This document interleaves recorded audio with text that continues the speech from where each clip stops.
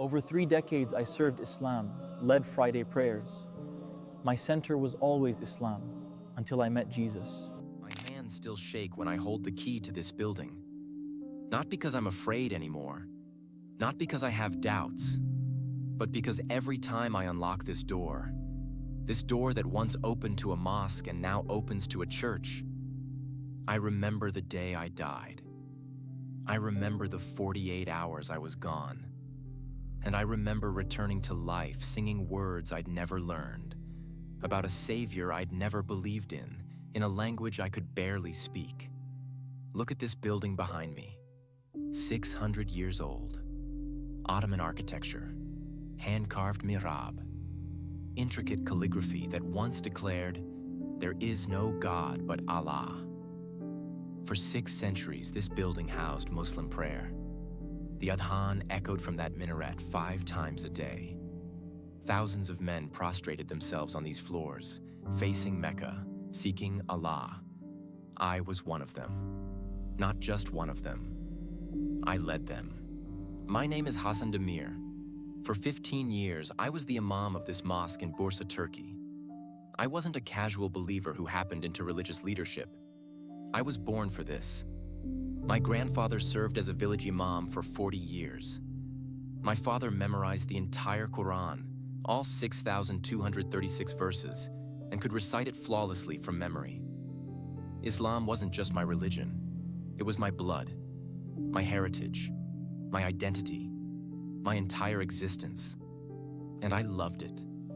I loved Allah with everything in me. I loved the Quran. I loved leading my community in prayer. I loved the rhythm of Islamic life, the pre-dawn Adhan, the Friday sermons, the Ramadan fasts, the feeling of prostrating with hundreds of men moving as one body in submission to Allah. I had no doubts, no questions, no secret struggles with faith. I was exactly where I wanted to be, doing exactly what I was meant to do, believing exactly what I'd always believed. Until October 15th, 2023, the day I died during the call to prayer, the day I came back singing about Jesus Christ, the day everything, absolutely everything shattered. But to understand what happened to me, you need to understand who I was. You need to see the foundation that God decided to demolish and rebuild. You need to know that my story isn't about someone who is looking for a way out of Islam. This is about someone who was all in, someone who lost everything when truth broke through. So let me take you back before the death, before the resurrection, before the singing, back to when I was just a boy growing up in my grandfather's village, falling asleep each night to the sound of Quran recitation, and never imagining that one day I would stand here, in front of this transformed building, and tell you about the day I met Jesus face to face. Asset 1, the Imam. I was born in 1985 in a small village outside Bursa, in the shadow of Uluda Mountain. My earliest memories are of my grandfather's voice. Dede was the village imam, and our home was attached to the mosque. A small, ancient building with walls that had absorbed decades of prayers. I would fall asleep every night to the sound of his Quran recitation. Even now, if I close my eyes, I can hear it. That particular melody of Surah Ar-Rahman, the way his voice would crack with emotion at certain verses, the pauses he would take to weep. My grandfather loved Allah in a way that was almost physical. You could see it in how he moved, how he spoke, and how he existed in the world. Everything was an act of worship for him. Sweeping the mosque floor, preparing tea for visitors, walking to the market. It was all done with this consciousness that Allah was watching, that every moment mattered, that this life was just preparation for eternity.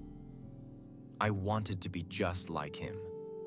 My father, Mehmet, was cut from the same cloth, but even more intense.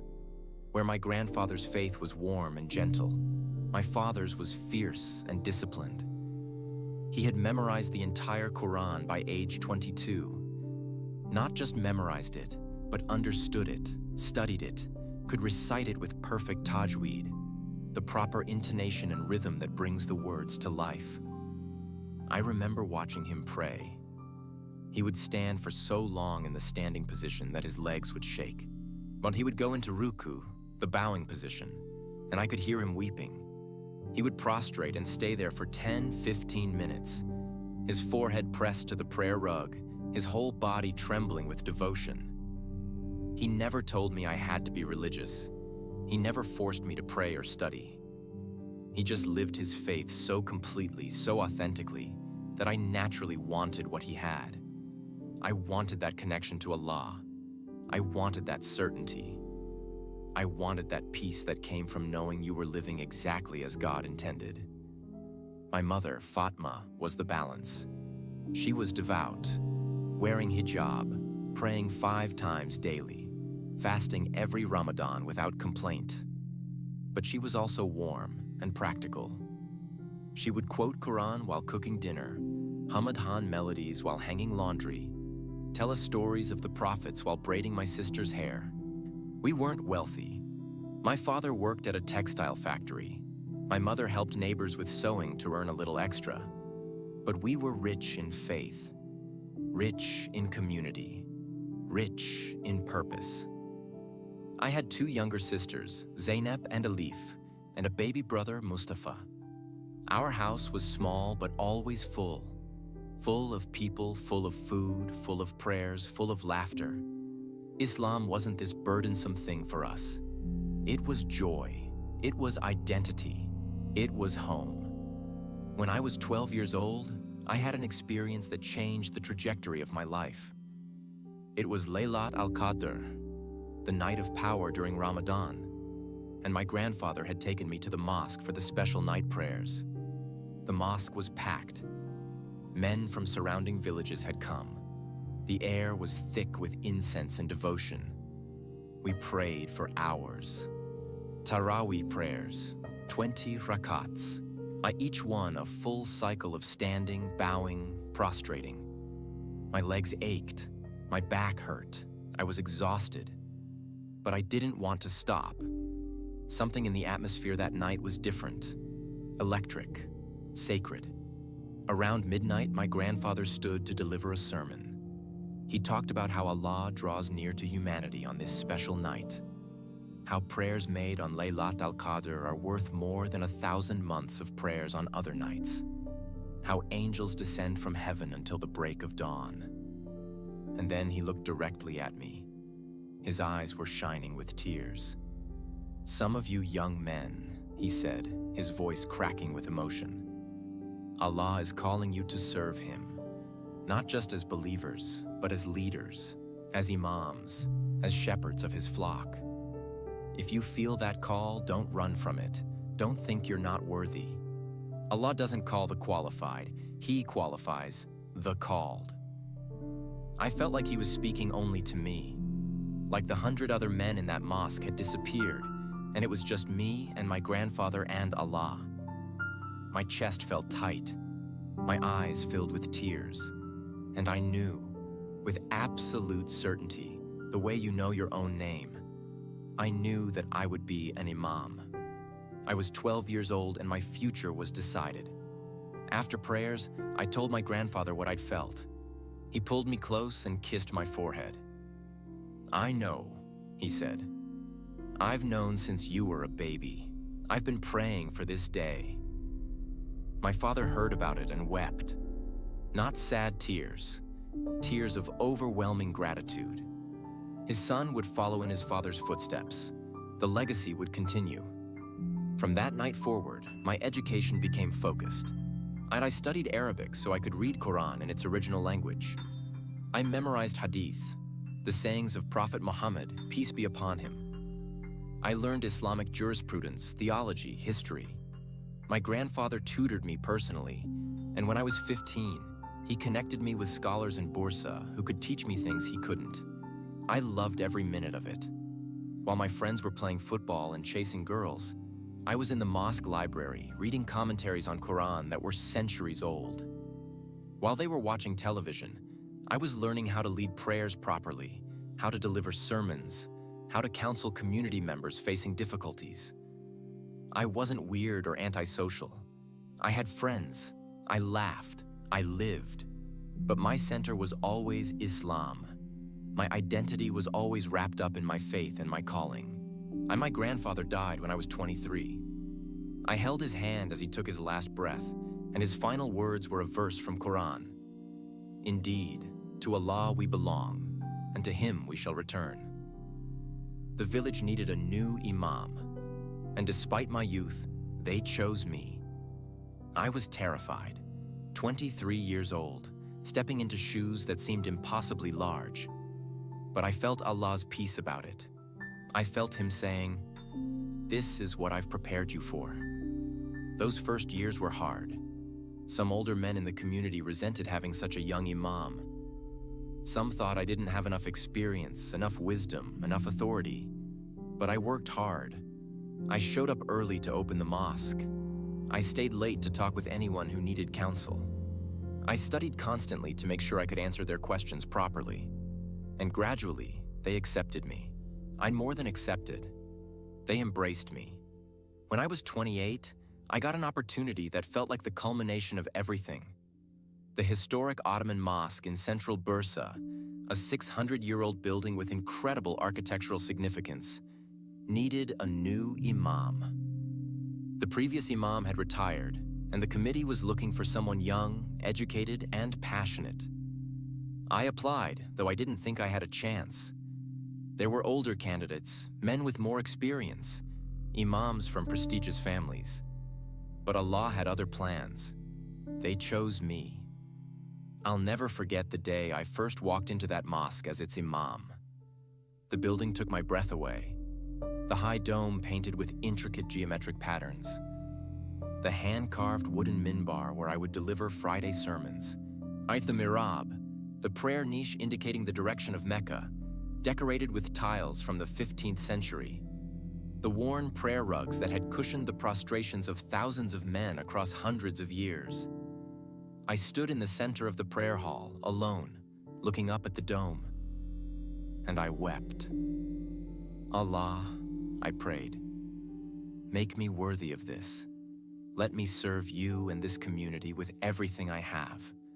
Let my life be a testimony to your greatness. I meant every word. Within a few years, I had built something beautiful. Our Friday prayers regularly drew 400 men. On normal days, we had 150 regulars. I knew everyone by name. I knew their families, their struggles, their joys. There was Ibrahim, a shop owner who came every day for Fajr prayer at dawn. His wife had cancer, and every morning after prayer, we would sit together and I would remind him of Allah's mercy, that this life is temporary, that suffering has purpose. There was young Yusuf, a university student struggling with doubts. We met weekly to discuss his questions about faith, about science, about why Allah allows suffering. I loved those conversations. I loved helping him think through difficult issues. There was elderly Osman Amsa, who had been coming to this mosque for 60 years. He would arrive an hour before prayer time and sit in the same spot, doing dhikr, repetitive prayers on his prayer beads. He told me once that being in the mosque made him feel close to his deceased wife, who used to pray in the women's section upstairs. I performed weddings for couples I'd counseled. I led funeral prayers for men I'd prayed beside for years. I taught Quran to children whose parents trusted me to shape their Islamic education. The mosque became the center of community life. We ran a food program for poor families. We organized youth sports leagues. We held lectures on Islamic ethics. During Ramadan, we hosted iftar dinners where hundreds of people would break their fast together. I poured my life into this community. I was at the mosque from before dawn prayer until after night prayer. I rarely had a day off. My phone rang constantly with people needing advice, needing prayer, needing help. And I loved it. I absolutely loved it. When I was 33, I married Aishi, a woman from a good family, a school teacher who loved Allah and wanted a husband who prioritized faith. We had 3 children quickly: Ahmet, Fatima, and little Mehmet, named after my father. My life was full, a purpose-driven, meaningful. I woke up every day knowing exactly why I existed: to serve Allah and to lead His people in worship. I had no complaints, no doubts, no secret sins eating at me, no hidden questions about whether Islam was true. I was content in a way that few people ever experience. Act 2. The death. October 15th, 2023, started like 1,000 other Fridays. I woke at 4:45 a.m. for Fajr prayer before the dawn. The pre-dawn darkness has always been my favorite time. The world is quiet. The air is cool. It feels like you're the only person awake, just you and Allah. I made ablution, the ritual washing of hands, mouth, nose, face, arms, head, and feet. Then I laid out my prayer rug in our bedroom, facing toward Mecca, and prayed. Just me and Allah in the darkness, starting another day. And after prayer, I stayed sitting on the rug for my daily Quran reading. I was working through Surah Al-Baqarah, the longest surah, reading the same verses I'd read hundreds of times, but always finding new meanings, new applications, new depths. Aishi brought me tea, strong Turkish tea in a small tulip-shaped glass. She kissed my forehead. "Good morning, Imam Hassan," she said with a smile. It was her little joke. At home, I was just Hassan. But she liked to remind me that I married an imam with all the sacrifices that required. The children were still sleeping. I sat at our small kitchen table drinking tea, reviewing my sermon notes for the Friday khutbah. I'd prepared a message about patience in trials, about trusting Allah's timing even when you don't understand what He's doing. The irony of that would become clear soon enough. By 6:30, and I was at the mosque. Ibrahim was already there, as always, sitting in his usual spot near the front, his prayer beads moving through his fingers. "Günaydın Imam," he said. "Good morning." "Günaydın Ibrahim Abi." I called him Abi, big brother, as a sign of respect, despite being his imam. "How is Elif Abla?" I asked about his wife. His face grew heavy. "She's weak. The treatment is hard, but we trust Allah's wisdom." I sat beside him and put my hand on his shoulder. We didn't say anything for a few moments. Sometimes presence is the only sermon needed. The morning passed in its usual rhythm. Duhur prayer at noon, lunch at home with Aishi and the children. Back to the mosque by 1 p.m. to prepare for the big Friday gathering. By 2 p.m., men were already arriving, even though Jumu'ah prayer wouldn't start until 2:30. The mosque filled rapidly, and I could see familiar faces and new ones. The mayor was there. He tried to attend every Friday when his schedule allowed. The school principal, shop owners, factory workers, university students, old men who'd been coming to this mosque longer than I'd been alive. The women's section upstairs was full too. Through the decorative wooden screen, I could see the silhouettes of dozens of women, including my Aishi. At 2:15, I climbed the steps to the minbar, the tall wooden pulpit where the imam delivers the khutbah. The room fell silent. I began with the traditional opening, praising Allah, asking for His blessings on Prophet Muhammad. Then I launched into the sermon. Brothers and sisters, we live in difficult times. Economic struggles, political tensions, family problems, health crises. It's easy to become discouraged. It's easy to question why Allah allows these trials. I spoke for 30 minutes about patience, about trusting Allah's plan, about how the most difficult moments are often when Allah is preparing the biggest blessings. Again, the irony would become clear very soon. After the khutbah, I led the congregation in prayer. 400 men standing in straight rows behind me, following my movements. Standing, bowing, prostrating, sitting, moving as one body. It was one of my favorite parts of being an imam, this feeling of unity. of collective submission to Allah. After prayer, men lingered to talk, to ask questions, to request special prayers for their situations. I spent 90 minutes speaking with people, counseling, encouraging, praying. Finally, by 4 p.m., the mosque was empty except for a few men who always stayed for the afternoon prayer. It was time for Asr Adhan, the call to afternoon prayer. This was normally done by Mustafa, a young man who served as our muezzin. But he was sick that day. So I told him to rest. I would climb the minaret and make the call myself. I'd done it 1,000 times. Literally 1,000 times over the 15 years I'd been an imam. I climbed the narrow stone steps inside the minaret. They spiraled upward, worn smooth by centuries of feet. The steps were uneven, ancient, some of them cracked from age. I emerged onto the small circular platform at the top, 40 feet above the street. The autumn air was warm, unseasonably warm for October in Bursa. I could see the city spreading out below me, the mountains in the distance, of the afternoon sun casting long shadows. I took a moment, as I always did, to center myself. This wasn't just an announcement. This was a sacred act, calling the faithful to remember Allah, to turn away from the world's distractions and turn toward worship. I raised my hands to my ears and began, Allahu Akbar. God is greater. My voice carried across the neighborhood, amplified by the mosque's speakers. Other mosques in the distance were making their calls too, creating that beautiful overlapping symphony of Adhan that's been part of Muslim cities for 14 centuries. Allahu Akbar. God is greater. Ashhadu an la ilaha illa Allah. I bear witness that there is no God but Allah. I started the second repetition of the Shahada. Ashhadu an la ilaha illa. And then pain. Crushing, overwhelming, absolute pain in my chest. I couldn't breathe. My left arm went numb.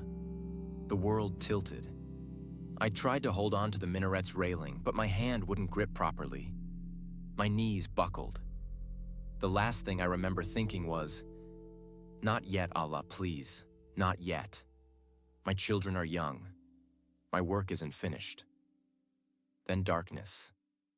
I found out later what happened in those next moments. The Adhan cut off mid-word. The congregation inside heard it. That sudden silence. At first, they thought maybe the speakers had malfunctioned. Then they heard the thud. My body hit the stone platform of the minaret and lay still. Young Yusuf, the university student I'd been mentoring, was the first to react. He ran toward the minaret entrance, taking the steps 2 at a time. Others followed. Ibrahim, the mayor, several other men. They found me collapsed on the platform, not moving, not breathing. Ibrahim, who had basic first aid training, checked for a pulse. Nothing. Ya Allah, he whispered. Ya Allah, no. More men crowded onto the platform. Someone was shouting to call an ambulance. Someone else was crying. Everyone was praying, hands raised, begging Allah to spare their imam. Dr. Kamal was in the congregation that day. He's a cardiac surgeon at Bursa Medical Hospital. He pushed through the crowd and knelt beside me. He checked my pulse. Carotid artery, wrist, femoral artery. Nothing. He put his ear to my chest. No heartbeat. He checked my pupils. Fixed and dilated. He looked at his watch. 3:47 p.m. Then he looked at the men gathered around and said the words that shattered them. Inna lillahi wa inna ilayhi raji'un. We belong to Allah and to Him we return. The Islamic declaration you say when someone dies. And their imam was dead. They managed to carry my body down the narrow minaret steps. It took 6 men, carefully navigating the tight spiral, trying not to drop me. They laid me in the prayer hall on the same carpet where I'd led prayers just hours before. Women began arriving from upstairs. Aishi pushed through the crowd. When she saw me lying there, she let out a sound I'm told was barely human. A wail of absolute anguish. She threw herself on my body. My mother arrived, my father, my sisters, all of them weeping, surrounding me, praying. According to Islamic tradition, burial should happen quickly, ideally before sunset on the day of death. Bodies are washed, wrapped in white cloth, prayed over, and buried with minimal delay. The men began preparing. They carried my body to the washing room, a small chamber attached to the mosque where bodies are ritually cleaned before burial. My father and 2 other men began the washing. They removed my clothes, washing me according to the prescribed method. Right side first, then left, 3 times. But something was unusual. "He's still warm," one of the men said. "It's been 20 minutes," my father replied. "That's normal." But after an hour, I was still warm. No rigor mortis, the stiffening of muscles that happens after death. My body remained soft, pliable. Dr. Kamal was puzzled. "This isn't typical," he admitted. "But it's not unheard of. Bodies can remain warm for hours depending on circumstances." They wrapped me in the white kafan, burial shroud, and brought me back to the prayer hall. I was laid on a bier, ready for the janazah prayer, the Islamic funeral prayer. When sunset was approaching, they should proceed with the burial, but Aishi wouldn't allow it. "Something's wrong," she kept saying. "Something isn't finished yet. We have to wait." My father tried to reason with her. "Aishi, this is the Islamic way. We don't delay burial." "I don't care," she said fiercely. "You're not burying my husband until morning. Something is telling me to wait." The community was torn. Islamic law was clear. But this was the Imam's wife, and she was adamant. Dr. Kamal, trying to be helpful, suggested a compromise. "Let's keep him here tonight. I'll monitor the body. If there are any changes, any at all, I'll notify everyone immediately. In the morning, we'll proceed with burial." Reluctantly, the community agreed. That night, about 30 men stayed in the mosque for vigil. They took turns reading Quran, I'm praying for my soul, asking Allah to grant me Jannah, paradise. My body lay in the center of the prayer hall, wrapped in white, surrounded by the community I'd served. The women, including Aishi, stayed in our home next door to the mosque. Aishi didn't sleep. She sat by the window overlooking the mosque, praying, weeping, waiting. As the hours passed, more men arrived. Word had spread throughout Bursa. The young imam of the historic mosque had died during Adhan. People came to pay respects, to pray, to mourn. But they also came because something unusual was happening. "He still looks alive," one man whispered. "His color is good," another noted. "No decomposition smell," a third observed. Dr. Kamal checked me periodically through the night. No pulse, no respiration, no response to stimuli. By every medical measure, I was dead. Oh, but I didn't look dead. Some of the older men began sharing stories of Islamic saints whose bodies remained preserved after death. "Allah honors his faithful servants," one said. "Perhaps our Imam has been granted this blessing." By morning, over 100 people had gathered. Friday had been a regular day. Most people were at work. But Saturday morning, with word spreading, people came in droves. The mosque was packed. The courtyard was full. The street outside was crowded. The regional Imam Council arrived, 5 senior imams from surrounding cities, coming to advise on this unusual situation. They examined me. They consulted with Dr. Kamal. They debated. "We should proceed with burial," the eldest imam insisted. "This delay is not proper." But others disagreed. If Allah is preserving the body, perhaps he has a reason. That perhaps we should wait for his wisdom to be revealed. Aishi refused to budge. "You will not bury my husband until Monday morning. she declared. "Something is happening. Allah is doing something. I feel it." Dr. Kamal, trying to bring medical clarity to the situation, arranged for hospital equipment to be brought to the mosque. An EKG machine, other monitoring devices. They attached the electrodes to my chest. The EKG showed a flat line, no cardiac activity. Oxygen monitor, no respiration. Neurological tests, no brain activity. Dr. Kamal looked at the Imam Council. "Medically, he is deceased. Has been for over 30 hours now. There's no doubt about that." "Then we should bury him," the eldest Imam said. "But look at him," Dr. Kamal continued. "This body should be showing significant decomposition by now. It's October, warm weather. But there's no discoloration, no rigor mortis, no smell, no bloating. Medically, I can't explain it." The debate continued. Some insisted on following Islamic law strictly. Others felt they were witnessing something miraculous that required patience to understand. Finally, they reached consensus. They would wait until Monday morning, 48 hours from the time of death. If nothing changed, they would proceed with burial regardless of the body's unusual preservation. Saturday passed. More people came. The mosque never emptied. Someone was always there, reading Quran, praying, watching. News crews arrived. Local TV stations wanted to cover the story.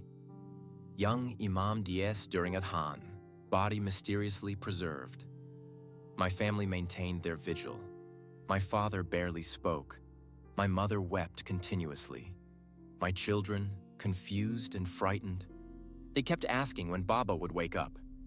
Aishi held vigil by the window, her eyes never leaving the mosque. "He's coming back," she told my mother. "Aishi, he's gone. We have to accept." "He's coming back," Aishi insisted. "I know it. Allah told me in my heart. Wait and see." Saturday night, even more men gathered for vigil. Over 150 people packed into the mosque. They prayed. They sang nasheeds, Islamic devotional songs. They recited the 99 names of Allah. The atmosphere was thick with expectation. Everyone felt it. Something was building. Something was coming. At 2:47 a.m. on Sunday morning, exactly 47 hours after I collapsed, everything changed. About 100 people were in the mosque, some praying, some reading Quran, some just sitting, watching, waiting. And several people later described it the same way. The air suddenly felt different, heavier, charged, like the atmosphere before a thunderstorm. One man said he felt the hair on his arm stand up. Another said he heard a sound like wind, though no windows were open. Then they saw it. My right hand, resting on my chest, twitched. "Did you see that?" someone whispered. His hand moved. More people noticed. A crowd gathered closer. My fingers moved again, a clear, unmistakable movement. "Ya Allah, Ya Allah!" Then my chest rose, fell, rose again. I was breathing. Dr. Kamal pushed through the crowd. He grabbed my wrist. "There's a pulse!" he shouted. "There's a pulse!" Chaos erupted. Some people were screaming. Others were prostrating themselves. Some ran from the mosque in fear. Others pushed forward to see. My breathing grew stronger, some more regular. The EKG machine, still attached to my chest, began showing electrical activity. Weak at first, then stronger. My eyes moved beneath their lids. "He's waking up," someone shouted. "Call his wife. Call his family." People were running, shouting, crying, praying. Dr. Kamal was checking my vital signs, his hands shaking. Act 3. The transformation. The first thing I saw when I opened my eyes was a sea of faces staring down at me. Dozens of men, their eyes wide, their mouths open, pressed in close. I tried to speak, but my throat was so dry I could only croak. Someone brought water. Hands helped me sit up. I was weak. My muscles felt like they'd forgotten how to work. Imam, Imam Hassan. Voices calling my name. Hands touching me as if to verify I was real. What happened? I managed to whisper. You died, someone said. You've been dead for 2 days. I looked around, confused. I was in the mosque, in the prayer hall. But why? What was I doing here? What day is it? I asked. Sunday morning. You died Friday afternoon. Friday? But that was... I tried to calculate. Impossible. It felt like I'd just closed my eyes for a moment. My father pushed through the crowd. When he saw my open eyes, he collapsed to his knees, weeping. My son, my son. Baba, what's happening? Why is everyone here? You died, he sobbed. During Adhan, you collapsed in the minaret. Dr. Kamal pronounced you dead. We washed your body. We wrapped you. We were going to bury you tomorrow morning. None of this made sense. I felt fine. Weak, yes. Disoriented, but not dead. How could I have been dead? I don't understand, I said. Then Aishi arrived. She'd run from our house when someone came screaming that I was alive. She pushed through the crowd and threw herself on me, weeping, touching my face, my hands, checking that I was real. I knew it, she kept saying through her tears. I knew you'd come back. I knew it. I held her, trying to make sense of what everyone was telling me. Dead for 47 hours? Impossible. There had to be some explanation. Maybe I'd been in a coma. Maybe they'd misdiagnosed me. But Dr. Kamal was shaking his head. Hassan, I checked you thoroughly, multiple times. You had no pulse, no respiration, no brain activity. The EKG showed no cardiac function. By every medical measure, like you were deceased. Then how am I here? No one had an answer. I tried to remember what happened after I fell, but there was only nothing. Or was there? Something was at the edge of my memory, something I couldn't quite grasp. Give him space, Dr. Kamal ordered. Everyone back. He needs air. The crowd reluctantly stepped back. I sat there on the prayer hall floor, wrapped in my burial shroud, trying to piece together what had happened. And then the memory came rushing back. Not gradually, all at once, like a dam breaking. I hadn't been nowhere for those 47 hours. I'd been somewhere. The memory was so vivid, so real, that it almost knocked me over again. After the pain in my chest, after the fall, after the darkness. There had been light, not physical light. Something different. Something that made sunlight look dim by comparison. It was like being inside pure illumination, wrapped in it, breathing it, becoming part of it. I'd been aware of myself, but also aware that my body wasn't there. I was consciousness, pure existence, no physical form. And then I'd heard a voice. Hassan. Not audible, not words traveling through air and hitting eardrums. This was communication that bypassed all that.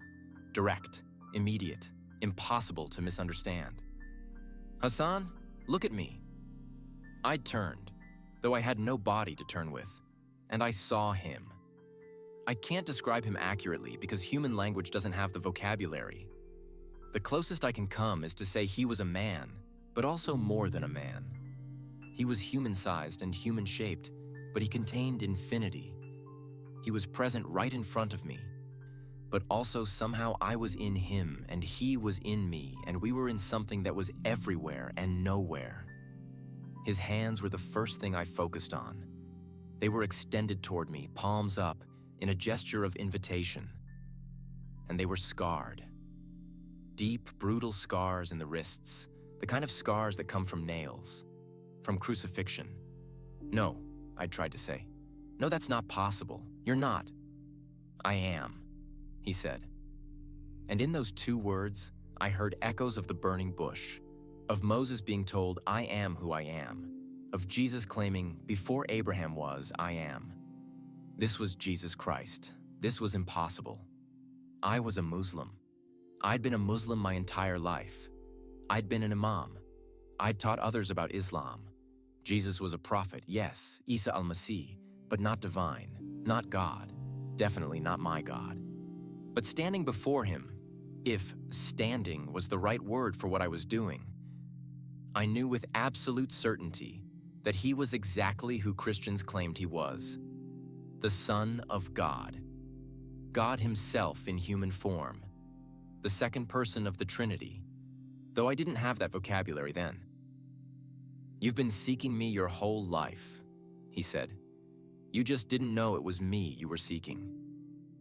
I was seeking Allah, I tried to protest. You were seeking the true God, and here I am. The way, the truth, and the life. No one comes to the Father except through me.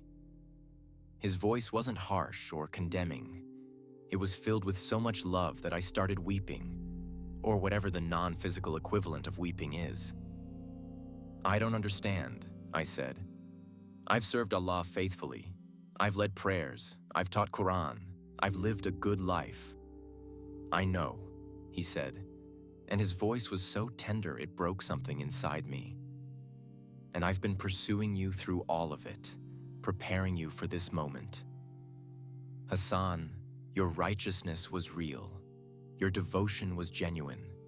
Your heart has always sought truth. But you've been worshiping in the dark, seeking the right God in the wrong way. He stepped closer. Or maybe I moved toward him, I couldn't tell. And he took my hands. His scarred hands held mine. I died for you, Hassan. These scars, I received them bearing your sins. All the ways you've fallen short. All the guilt you carry, all the fear that you're not good enough, that you'll never be good enough. I took all of that. I paid for it. It's finished. But Islam teaches, I know what Islam teaches, that every person is responsible for their own salvation, that you work and pray and hope Allah will accept you, but you're never sure, never certain, always trying to earn what can only be received as a gift. He was right. That was exactly how I'd felt. Despite all my devotion, all my service, all my prayers, I'd never been certain. Never had peace about eternity. Always wondering if I'd done enough. I'm offering you certainty, Jesus said. Not because you've earned it. You can't earn it. No one can. I'm offering it as a gift. Free, complete, eternal. All you have to do is receive it. Accept that I am who I say I am. Accept that I did what I said I'd do. Trust me instead of yourself. But my family, I said, my community, my whole life has been built on Islam. If I accept what you're saying, I lose everything. You gain me, he said simply.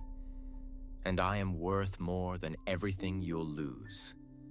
Hassan, I'm not asking you to choose between me and your family. I'm showing you the truth and trusting you to respond to it. The cost is real. The loss will be real. But so is eternal life. So is freedom from guilt and fear. So is knowing, not hoping, but knowing that you're loved completely and forever. I stood there. If stood is the word, wrestling with the impossible. Everything I'd believed was being challenged. Everything I'd built my life on was being questioned. And yet, looking at him, I couldn't deny the truth of what I was seeing. This wasn't a dream. This wasn't a hallucination. This was more real than anything I'd ever experienced in my physical life. What do you want from me? I finally asked. I want you to come home, he said. I want you to stop striving and start resting. I want you to know that you're my beloved son, that you're forgiven, that you're free. And then I want you to go back. Go back to your body, to your life, to your community. You're not finished yet. I have work for you to do.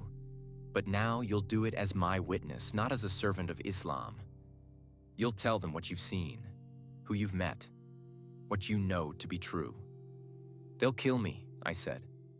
Apostasy is, I know what it is, he said gently. I know what it will cost. But Hassan, listen to me. You're already dead. You died Friday afternoon. Nothing they can do to you is worse than death, and you've already passed through death.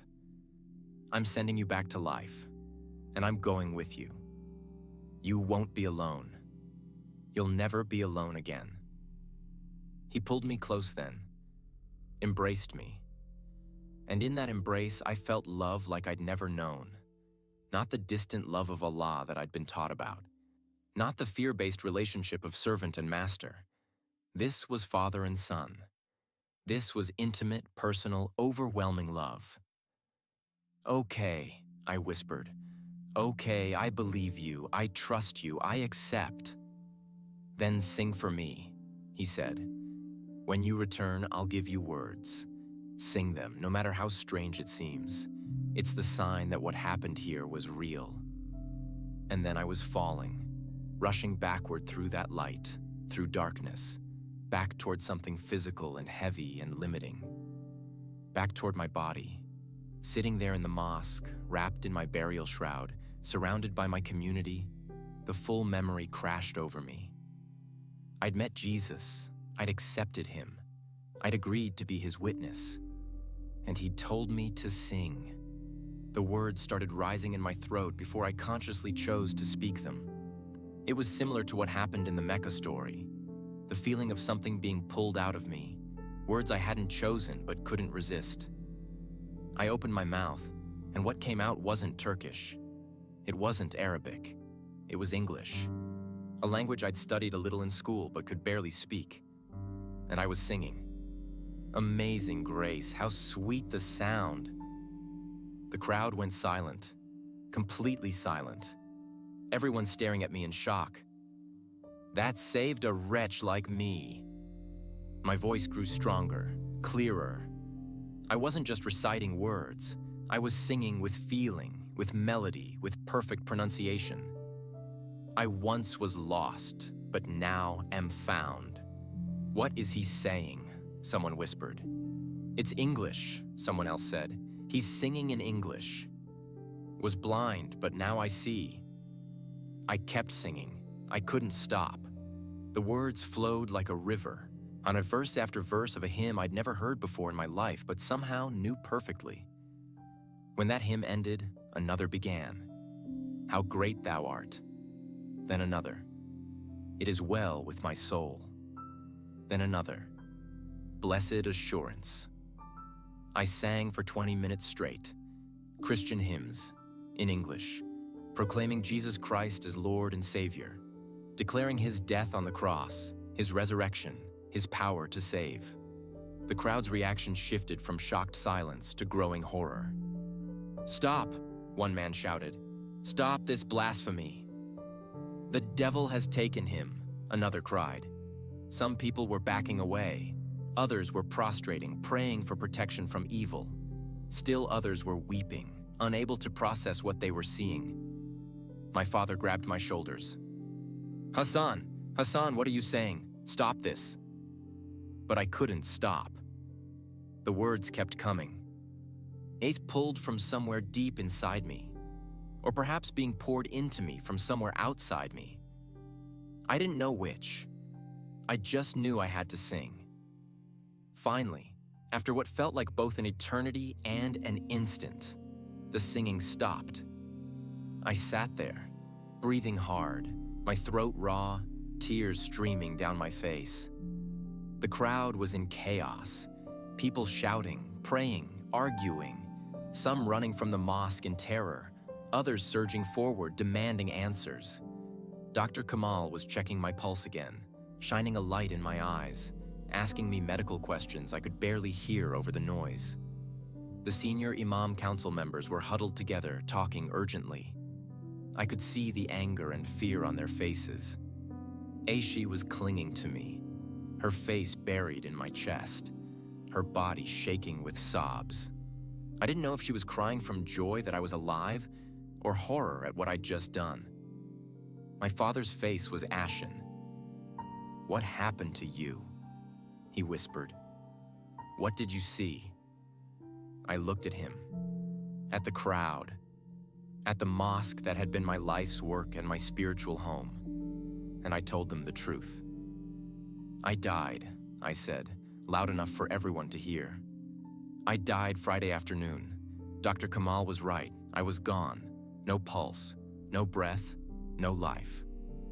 The crowd quieted, everyone straining to hear. But I didn't go to nowhere. I went. Somewhere. I saw someone. I met him face to face. "Who?" my father asked, though I could see in his eyes that he already knew, that he was terrified of what I would say. "Jesus," I said. "I met Jesus Christ, and he showed me his hands, the scars from the nails, and he told me that he died for me, that he paid for all my sins, that salvation is a gift, not something we earn, and he told me to come back and tell you the truth." The chaos erupted again. Shouts of blasphemy and the devil, and he's been deceived. But I kept talking, raising my voice above the noise. "I know what this sounds like. I know what Islamic teaching says. I taught it myself for 15 years. Jesus was just a prophet. He didn't die on the cross. He wasn't the Son of God. I taught all of that. I believed all of that." I paused, looking around at faces I knew so well. But I was wrong. We've all been wrong. Jesus is exactly who Christians say he is. He is the Son of God. He did die on the cross, and he rose again, and he's alive, and he offers salvation to anyone who believes in him. "No," my father shouted. "No, this is Shaitan. The devil is using you. If you've been tricked." "I haven't been tricked," I said calmly. "I saw him. I spoke with him. I know the difference between truth and deception, and this is truth." One of the senior imams pushed forward. His name was Imam Mehmet, a man in his 70s whom I'd always respected. "Hassan," he said, his voice shaking with emotion. "You've been through a trauma. You died. Your brain was without oxygen. You had hallucinations. This is understandable. But you must not speak this kufr, this blasphemy. You must recant immediately." "I can't recant the truth," I said. "Think about what you're doing," Imam Mehmet pleaded. "Think about your position. You're the imam of this historic mosque. You have a wife and children. You have a community that loves you and depends on you. Don't throw it all away for a hallucination caused by oxygen deprivation." "It wasn't a hallucination," I said quietly. "It was more real than this conversation, more real than this mosque, more real than anything I've ever experienced." "Then you leave us no choice," Imam Mehmet said, his voice heavy with grief. "You are declaring apostasy. You are leaving Islam. You are making yourself murtad, an apostate." "I'm declaring truth," I said. "I'm not leaving God. I'm finally finding him, the real him, not a distant deity who demands submission and offers only conditional acceptance, but a father who loves his children so much that he became one of us, died for us, and rose again to give us eternal life." The crowd was beyond chaos now. It was violence waiting to happen. I could see it in faces, rage, betrayal, murderous intent. Aishi pulled me closer, as if she could protect me with her body. "You have 24 hours, Imam Mehmet said. 24 hours to reconsider, to realize you've been deceived, to renounce this blasphemy and reaffirm your Islamic faith. If you do, we can find a way forward. Therapy, perhaps. Rest. Time to recover from your trauma. And if I don't?" I asked, though I already knew the answer. "Then you will be declared an apostate. You will be removed from your position. You will be cast out from this community. And whatever happens to you after that..." He spread his hands helplessly. "We won't be able to protect you." It was a clear threat. In Turkey, the government wouldn't officially execute apostates. But that didn't mean apostates were safe. Religious vigilantes took matters into their own hands. Honor killings. Accidents. Disappearances. Everyone in that mosque knew what he was really saying. If I didn't recant, I was a dead man walking. I looked at Aishi, at my father, at my community, and I realized Jesus had been absolutely right. This would cost me everything. But he'd also been right about something else. He was worth it. I don't need 24 hours, I said. I won't recant. I won't lie about what I saw and who I met. Jesus Christ is Lord. He died for our sins. He rose from the dead, and he's the only way to salvation. My father let out a sound like a wounded animal and turned away. Imam Mehmet's face hardened. Then you are no longer the imam of this mosque. You are no longer welcome in this community. May Allah have mercy on your soul, Hassan Demir. All because we cannot. Act 4. The cost. They forced me to leave the mosque that morning. Not violently, at least not physically. But the message was clear. I was no longer welcome in the building that had been my spiritual home for 15 years. Aishi and I went back to our home next door, the house provided by the mosque for the imam's family. The house that was no longer ours. Our children, Amit, age 8, Fatima, age 6, and little Mehmet, age 4, were confused and frightened. They'd been told their father died, then that he was alive, then that something was wrong with him, that he'd said terrible things. Baba, why is everyone angry at you? Amit asked. How do you explain theological revolution to an 8-year-old? I learned something new, I told him. Something true and important. But it's different from what we've always believed, so it's making people upset. What did you learn? Aishi gave me a warning look. Don't push this on the children. Not yet. Let them have their childhood. But how could I not tell them? If what I'd experienced was true, and I knew it was, then it was the most important truth in the universe.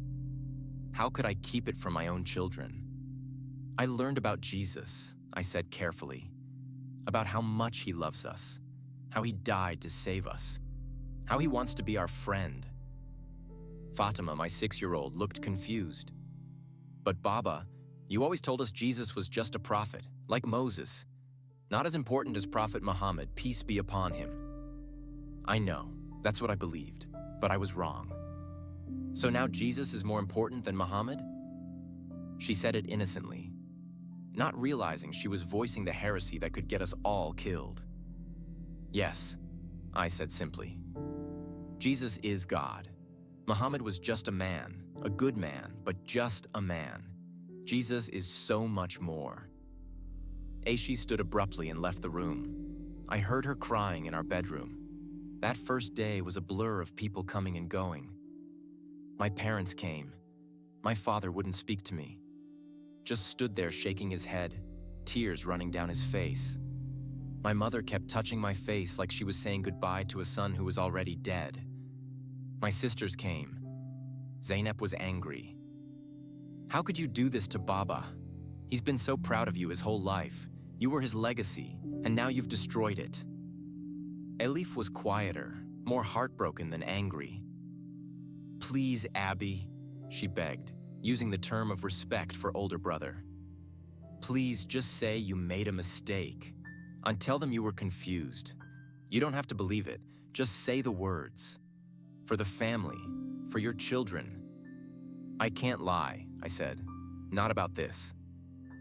Then you're choosing Jesus over your family?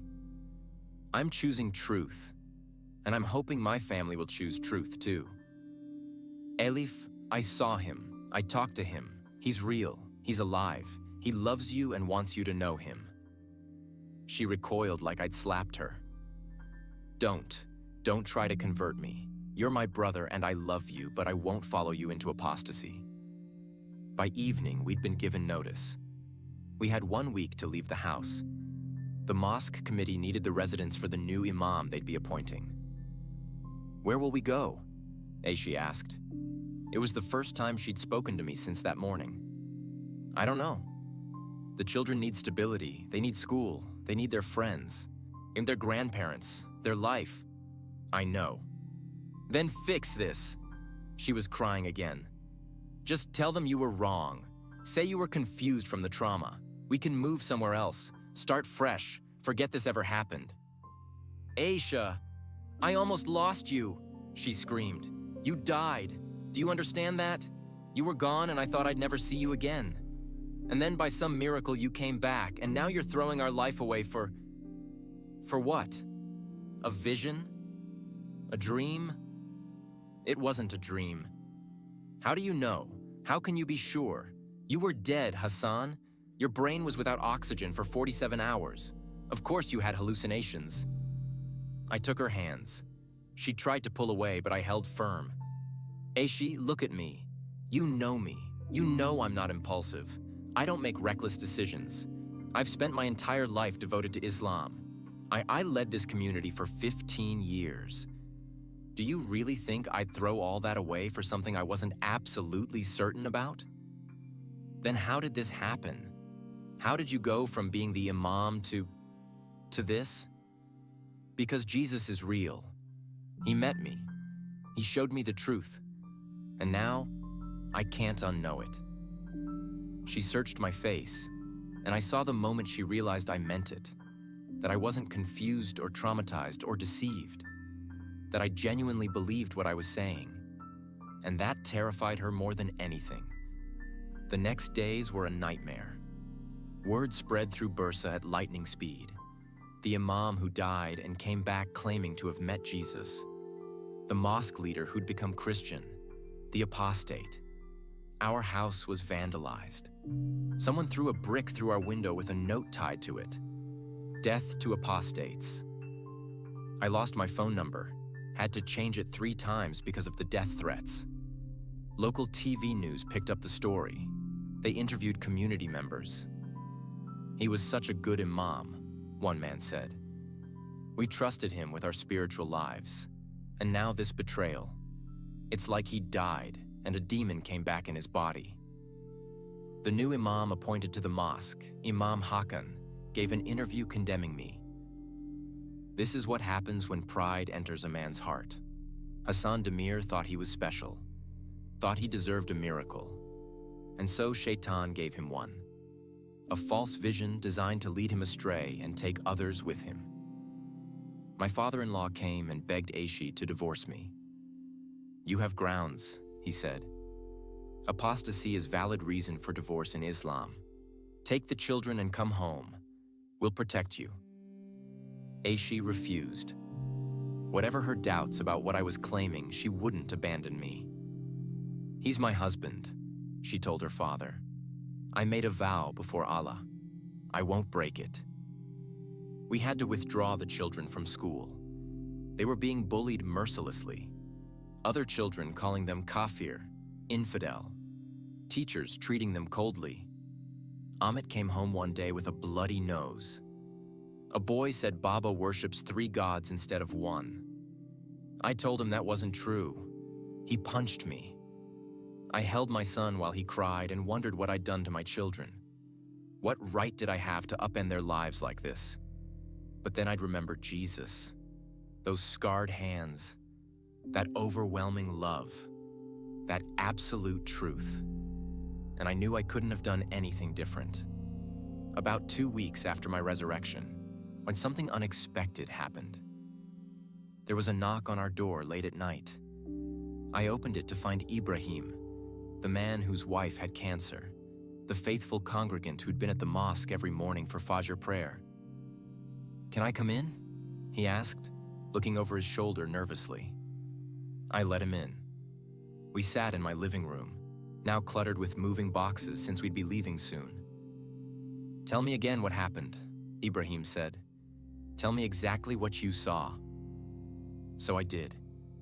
I told him about the light, about Jesus, about the scarred hands, about the love, about the message. Ibrahim listened without interrupting. When I finished, he was quiet for a long time. My wife is dying. he finally said. The doctors give her weeks, maybe a month. I've been praying to Allah, begging him to heal her. But I feel nothing. Just silence. Just emptiness. He looked at me with desperate eyes. If what you're saying is true, if Jesus is real and he loves us like you say, can he heal my wife? I don't know, I answered honestly.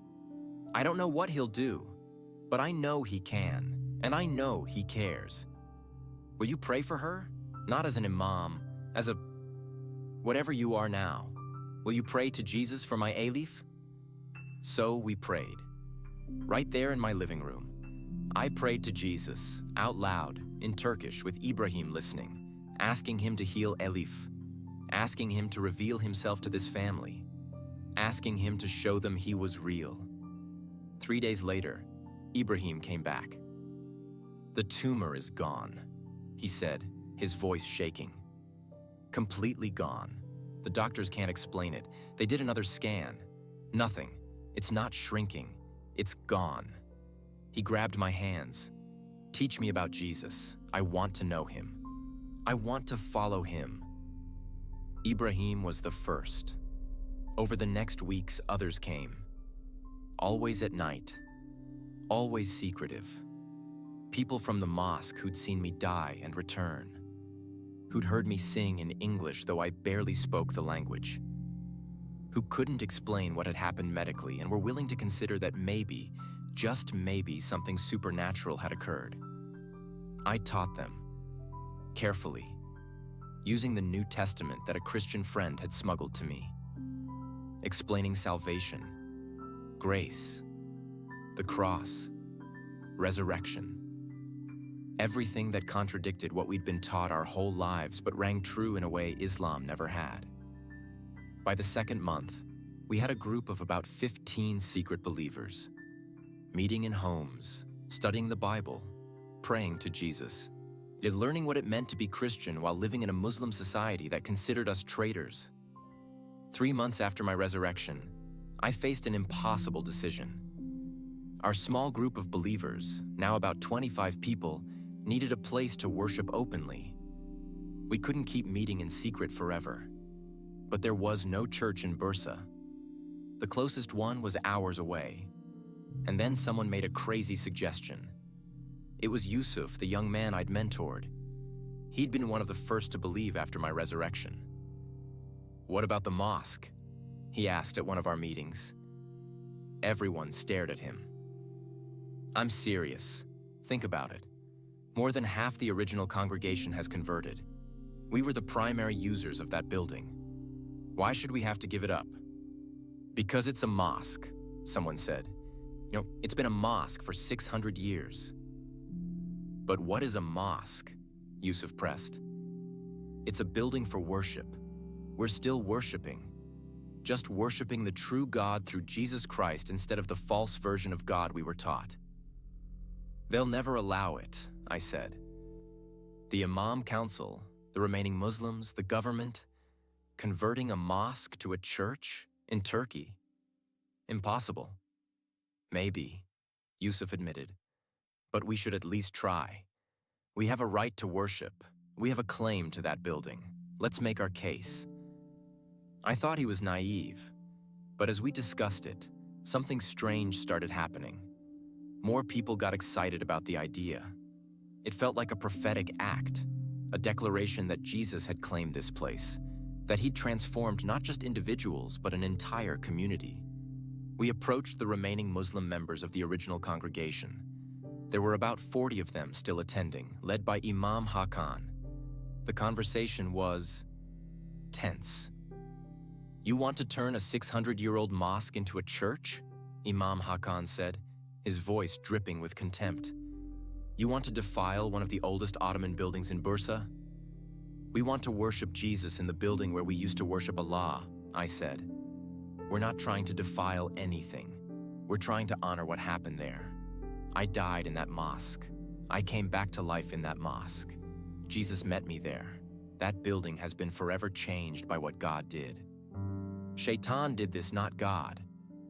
If Shaitan caused my resurrection, then Shaitan has more power than Allah. Is that what you're claiming? The debate went on for weeks. Meetings with the Imam Council, consultations with government officials, legal analysis of property rights and religious freedom laws. Turkey is officially secular, which meant the government couldn't simply block us from converting the mosque. But they also weren't eager to set a precedent of mosques becoming churches. The political implications were enormous. In the end, a compromise was reached. If the majority of the original congregation, the people who'd been members before my death, agreed to the conversion, it could proceed. The minority who wanted to keep it as a mosque would be helped to establish a new mosque in a different location. We did a count. Of the original congregation of 150 regular members, 85 had converted to Christianity, 40 remained Muslim. 25 had left entirely, wanting nothing to do with either group. The majority had converted. The building was ours. Converting a mosque to a church is harder than you might think. It's not just about putting up a cross. It's about changing the entire spiritual atmosphere of a space that's been dedicated to Islamic worship for 6 centuries. We started by hiring contractors to do the physical work. The minaret was the most controversial decision. Some wanted to tear it down entirely. Others wanted to keep it as a reminder of where we'd come from. We compromised. We kept the structure but removed the loudspeaker system and installed a bell instead. The mihrab, the prayer niche indicating the direction of Mecca, was filled in. In its place, we mounted a simple wooden cross. The Arabic calligraphy declaring, "There is no God but Allah," was carefully removed and preserved. We donated it to the new mosque the remaining Muslims were establishing. Every step was controversial. Every change was protested. We had demonstrators outside the building daily, carrying signs, chanting, sometimes throwing things. The media covered it obsessively. International news picked it up. Historic Turkish mosque becomes church after Imam's resurrection. Christian organizations from around the world reached out, offering support, sending money, wanting to partner with us. Muslim groups condemned us. Fatwas were issued declaring us apostates who deserved death. We received threats constantly, but we pressed on. The most meaningful moment came when we held our first worship service in the transformed building. It was December, 6 months after my death and resurrection, and the building still looked largely like a mosque on the outside. The Ottoman architecture was unchanged, but inside, it had been transformed. Where men used to line up in rows for salat, we now had chairs arranged in a semicircle. Where the imam used to lead prayers from the mihrab, we now had a simple wooden pulpit. Where Arabic calligraphy used to adorn the walls, we now had verses from the Bible in Turkish. 200 people came that first Sunday. Not just our group of converts, but Christians from around Turkey and even some from Europe who wanted to witness this unprecedented event. I stood before them, no longer Imam Hassan, now just Hassan, a follower of Jesus trying to lead others into truth. And I preached my first Christian sermon in that transformed space. 6 months ago, I died in this building, I began. I collapsed on the minaret outside while calling Muslims to prayer. I was pronounced dead by a doctor. My body was washed and wrapped according to Islamic tradition. I was prepared for burial. But Jesus had other plans. He met me in death. He showed me his scarred hands. He offered me salvation as a free gift. And he sent me back to tell you the truth. Salvation doesn't come through following religious rules. It doesn't come through being a good Muslim or a good anything. It comes through knowing Jesus, through accepting what he did for us on the cross. This building used to be a mosque, but it's not anymore. Not because we performed some ritual or said some magic words, but because the people who gather here have been transformed. We used to worship Allah through Islamic prayers. Now we worship the true God through his Son, Jesus Christ. And if God can transform a 600-year-old mosque, he can transform anyone, any heart, any life, any story. As I preached, I saw people weeping. Former Muslims who'd lost everything to follow Jesus. Turkish Christians who'd never imagined they'd see a church in this city. International visitors moved by the testimony of God's power. And I knew, despite everything it had cost, this was exactly where I was supposed to be. A seat 5. Present day. I need to be honest with you. This story doesn't have a fairy tale ending. Yes, we have a church now. Yes, we have a growing congregation. Yes, God did something miraculous. But the cost has been brutal, ongoing, relentless. My father died 2 years after my resurrection. He never spoke to me again after that day in the mosque. I could never met his grandchildren again. Died still believing I'd betrayed everything he taught me. At his funeral, I wasn't welcome. My mother asked me not to come. It would dishonor his memory, she said. So I stood across the street from the mosque where his janazah prayer was held, watching from a distance as they buried my father without me. My mother still won't speak to me. I've tried reaching out, calling, writing letters, going to her house. She refuses all contact. As far as she's concerned, her son died the same day he claimed to have met Jesus. My sisters are split. Zainab has cut all ties. Elif maintains minimal contact. A phone call on my birthday, a brief message on holidays. But we'll never have the relationship we once had. My brother Mustafa, who was just a teenager when this happened, is the only one who stayed close. And he hasn't converted yet. But he's asking questions, reading the Bible in secret, wrestling with truth. My children have suffered enormously. Ahmet, now 14, has been in therapy for years, trying to process the trauma of watching his father become a pariah, his family torn apart, his entire world upended. Fatima, now 12, has converted and been baptized. But she's been bullied so severely that she struggles with depression and anxiety. Little Mehmet, now 10, barely remembers what life was like before. This chaos is normal to him. She has stayed with me. She eventually converted too, a year after my resurrection, after watching the transformed lives in our community, after experiencing Jesus for herself. But she grieves every day for what we lost, for the normal life we'll never have. We live under constant security concerns, and our home address isn't public.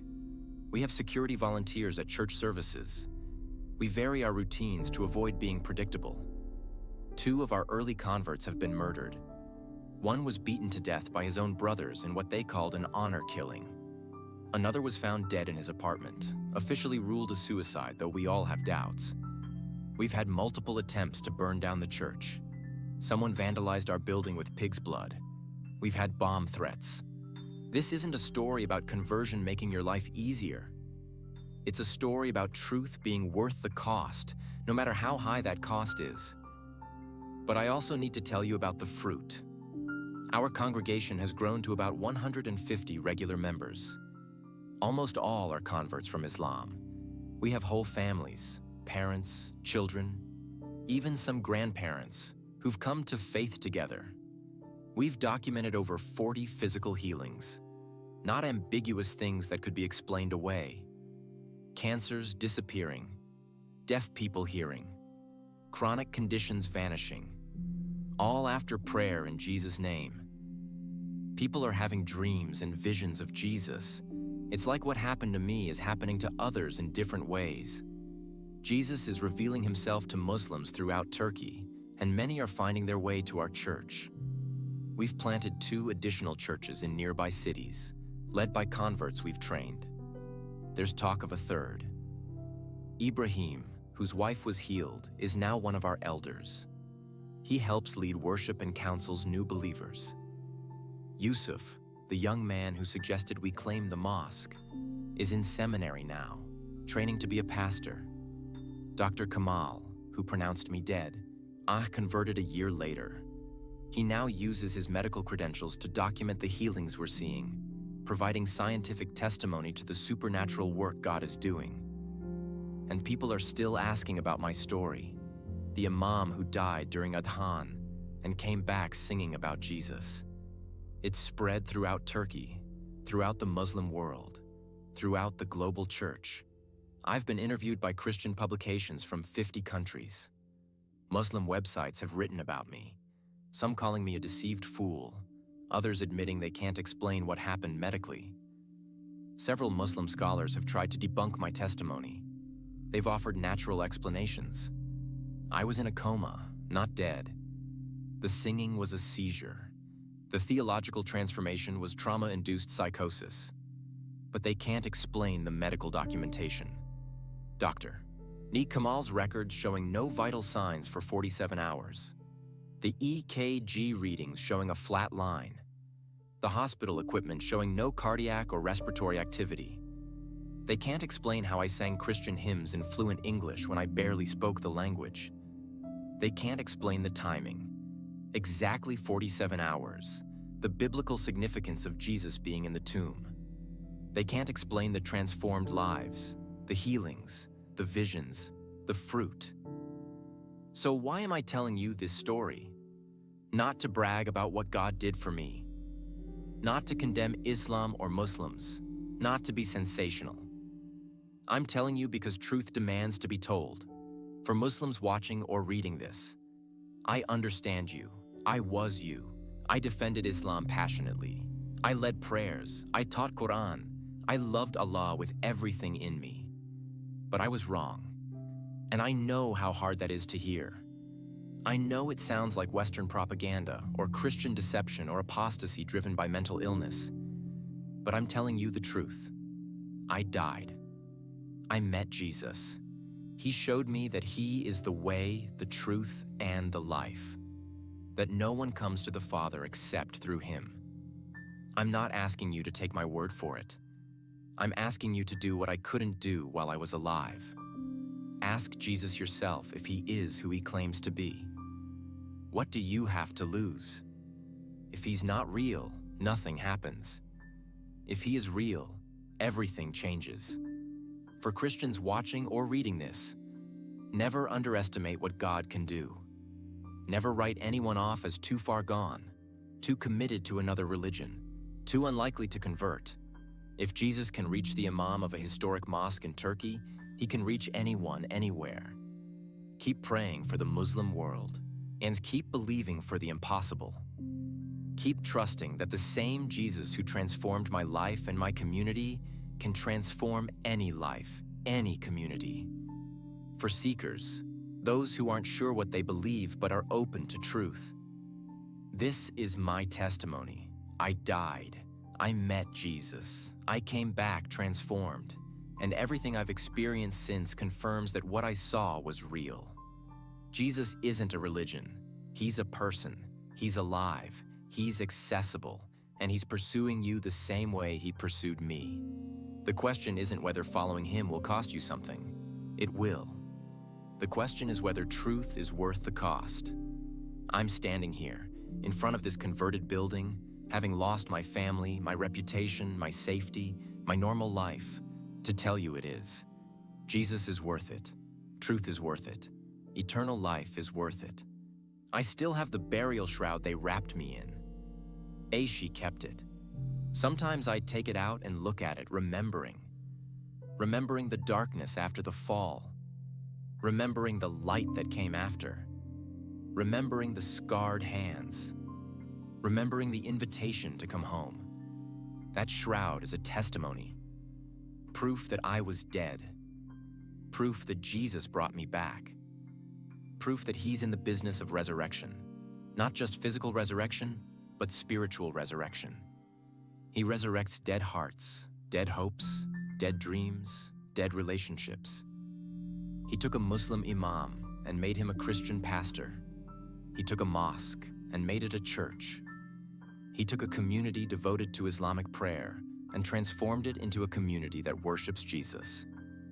If He can do that, He can do anything. So I leave you with this. My hands still shake when I hold the key to this building, but not from fear, from gratitude. Gratitude that Jesus pursued me when I wasn't looking for Him. Gratitude that he interrupted my life with truth. Gratitude that he didn't leave me in the darkness, even when the darkness was comfortable and familiar. This building stands as proof that nothing is impossible with God, that he can transform anything, anyone, even a mosque, even an imam, even you. My name is Hassan Demir. I was the imam of a 600-year-old mosque in Bursa, Turkey. I died during the call to prayer. I met Jesus in death. He sent me back to tell you the truth. And the truth is this: Jesus Christ is Lord. He died for our sins. He rose from the dead, and he offers eternal life to anyone who believes in him. That's my testimony. That's my story. May it point you to the one who is the way, the truth, and the life.